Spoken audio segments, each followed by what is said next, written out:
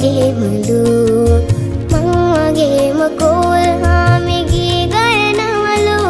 මම පාඩම් වැඩ හොඳින් කරන හොඳ ළමයෙක්ලු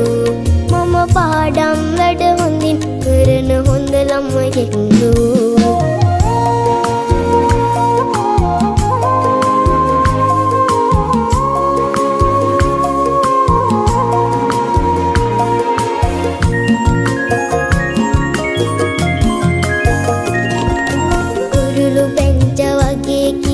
තාත්තා කියනවා